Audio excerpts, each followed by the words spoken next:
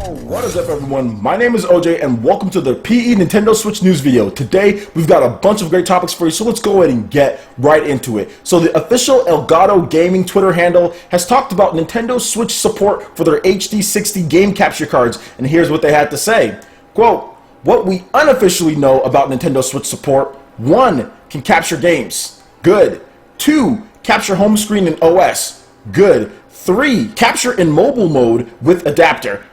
So what this means is that if you have an HD60, HD60S, you should be able to hook up the Nintendo Switch from day one and capture your video games, in addition to streaming if you want to stream using the direct software that they have, or using OBS or something else, XSplit, whatever your favorite broadcasting software is. You will be able to go into the home screen and the OS and be able to capture all that without having any issues. And this is really good for me and for you guys if you like watching my content and will be watching on launch day, because I will be streaming the Legend of Zelda Breath of the Wild in addition to Bomberman and some other games. Plus I'll also be going into the OS and showing that around and just doing stuff like that, in addition to an unboxing, and I'm going to have that OS in the background as well. So this is very good that we're going to have support from day one, so we don't have to wait for an update, or I don't have to try to work around or do some type of crazy things in order to get this thing to work. Looks like it's going to be natively supported from pretty much day one. Hopefully they add in the future something to where you can capture in mobile mode, although I don't think that's going to be something that's going to be very popular.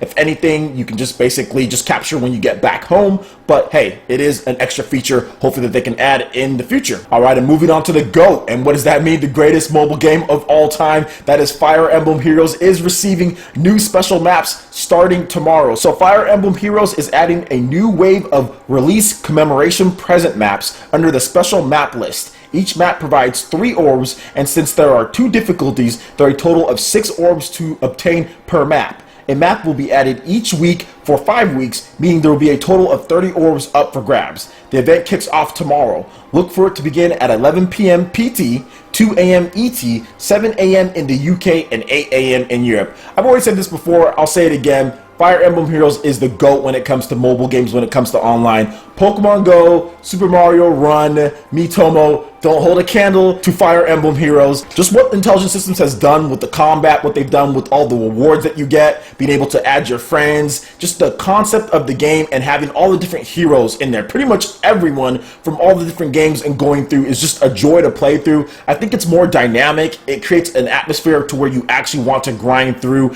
and get everything, and it just has more depth than any of Nintendo's other mobile games or their affiliated partners like Pokemon Go or anything like that. It creates an atmosphere to where a core gamer like myself can really appreciate what they're doing, shrunk down, because obviously it's a stripped down version of the Fire Emblem gameplay, but it's still so good at its core. I love the fact how pick up and play it is, how you can transfer to different devices, the cloud saves. There's so many cool things about this game that makes it the perfect companion piece to a major Fire Emblem game, to where we're going to be getting that on the Nintendo 3DS and on the Nintendo Switch in 2018 for next year with Fire Emblem. So for me, Fire Emblem Heroes, greatest mobile game of all time. Nintendo's other mobile games don't compete. Any other mobile games don't compete. Make sure you check out these special maps. I'm still fighting my way through the main chapters of the game and trying to see all the different content that it has, but I know there's a lot of people that are playing this game like crazy, so enjoy that stuff. I'll probably check it out myself and probably upload some gameplay of it. If you haven't seen my gameplay of Fire Emblem Heroes, I did some tiki awesomeness, so please check out the description below. I'll have a link to my video that I did recently there, so you can check out some of my gameplay of Fire Emblem Heroes. Alright, moving on here to ARMS, and the ARMS producer has talked about the game's origins, in addition to content to come, controls, and more. And I really wanted to go over one thing, and here was the question that was posed to him. I'm assuming that these prototypes are created to test very basic gameplay concepts. So what kind of concept did ARMS originate as? I would imagine it started out as a boxing game where the character's arms would stretch out. And here's what the producer had to say on the matter. No, it was not originally a concept for a boxing game. There are many fighting games like Street Fighter or Super Smash Bros. Or even 3D fighters like Tekken, where the game is viewed side on. Since the beginning of fighting games, the side view has been the mainstream, but I've always thought, why couldn't we do it a little differently? However, it could be difficult to gauge depth in games where the camera is behind you, so I was absolutely convinced that it would not be suited for fighting games, which would require precise distance control. But the fact that your arms extend and that it takes a bit of time for them to impact makes it quite likely for your attacks to succeed. My idea was to have the game's tactics revolve less around whether your attack would hit or not, and more around the timing and delay between your attacks connecting. distracting. So in pursuing a new kind of fighting game where the camera is behind you and your arms extend, Arms was born. I think that's a great basis to build off of, and the fact that Nintendo takes basically a core concept as far as what they want to do, then build a game around that, rather than saying, okay, well, we're going to have this M-rated game that's like this with this bald protagonist or that does this. They say, well, what's the gameplay concept that we can do first and foremost? And then they just kind of add on layers of depth, and then they decide, okay, well, is this going to be more of a single player experience? It's going to be more of a multiplayer experience,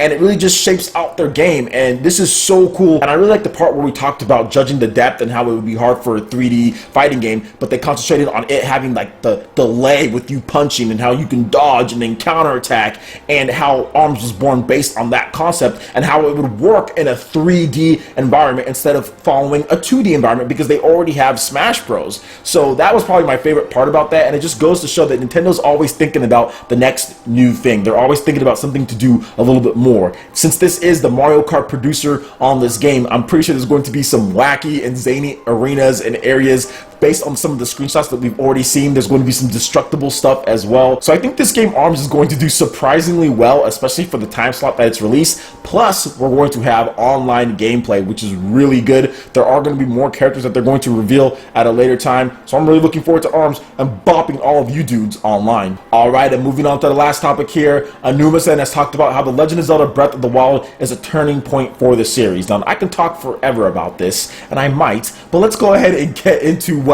a portion of the Le Mans interview had with Anuma-san. Nintendo has been repeating for several months that this new Zelda entry marks a major turning point in the series. In what sense? Anuma-san responded with, quote, "Before, the obvious choice in terms of game design was to have areas linked together by small paths, which you would only pass through. Many people reproached us for lacking freedom.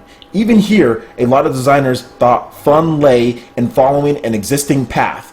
But this time, the player is dropped into the world of The Legend of Zelda Breath of the Wild, and they can go anywhere, whenever they want. Kind of like the first Legend of Zelda. I think Breath of the Wild will be a key moment in the history of the series. I have to 100% agree. That was something as far as the other Legend of Zelda games, and honestly, my favorite Legend of Zelda is Wind Waker, because I thought in my mind back then that it was more of an open world, kind of do whatever you want, go wherever you want, raid the pirates whenever you want, go into these ships. So that's why the Legend of Zelda Wind Waker is my favorite Legend of Zelda game of all time, and of course Legend of Zelda Wind Waker HD just took my favorite and even made it better.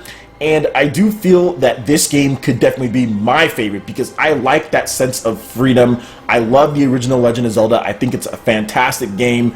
I do think Legend of Zelda Twilight Princess and all the other ones are great too, but those are my favorite ones. The original Legend of Zelda, the Legend of Zelda Wind Waker HD is my favorite, and I think this can definitely take over because they're adding in stuff that I really was requesting. One, a wide open world. Two, more equipment. That was one thing that I felt that the Legend of Zelda really needed. Yes, the Master Sword is awesome. Yes, you want to fight with it. And yes, getting different types of weapons that work against certain bosses are cool. But it seemed to me like those weapons somewhat, not all the time, lose their effectiveness when you're not in that dungeon, and they become very gimmicky. They don't become weapons that you want to use all the time. They just become weapons that you have to use in these certain situations. Whereas with the Legend of Zelda Breath of the Wild, it takes a more of a combat or RPG approach. You can find weapons wherever. Some of them are going to have great stats, some of them are going to have bad ones. I don't know if there's going to be crafting or more in-depth stuff that you can do with it, or what you can do with them after they're not good anymore or they break. Maybe you can sell them, but whatever the case is, I love the fact that they are adding that in, and they actually has the numbers in there, and you can see the type of damage that they can do, how valuable they are. That's what I wanted. I wanted crafting, I wanted cooking, I wanted a lot of these RPG elements that you see in all these other RPGs in these games. Legend of Zelda is an RPG traditionally, but at the same time, in these adventure games, I wanted to see some of those mechanics creep in to an open world environment,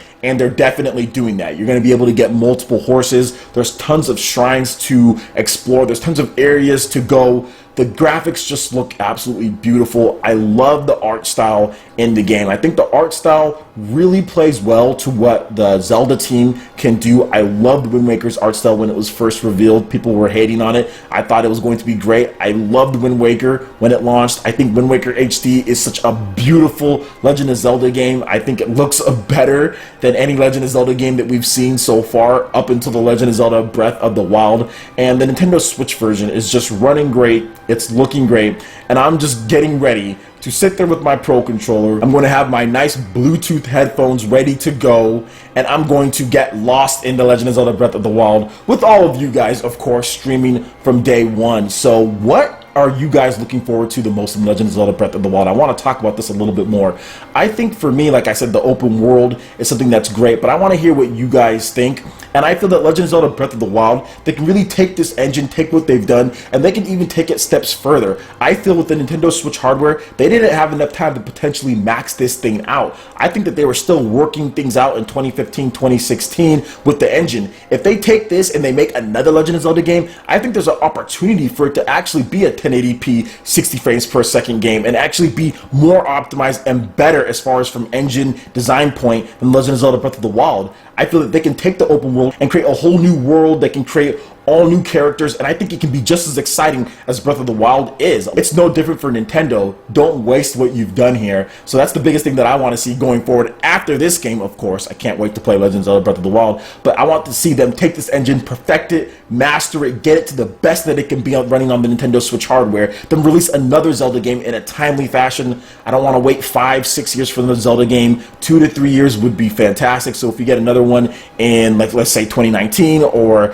2020, that would be great, and I would be happy. And I think that Nintendo going forward needs to do that because they can save money in addition to making the Zelda fans happy, not having to release Legend of Zelda Wind Waker HD and Twilight Princess without getting a new Zelda game in there as well as far as for home consoles. Alright guys, that wraps it up for this video here. Go ahead and hit that like button if you did like it. Let me know you guys want more content like this going forward in the future, and subscribe to PlayerEssence for more news, reviews, trailers, tips and tricks, and everything in gaming. Thank you so much for watching, and we'll see you guys for the next video. Peace!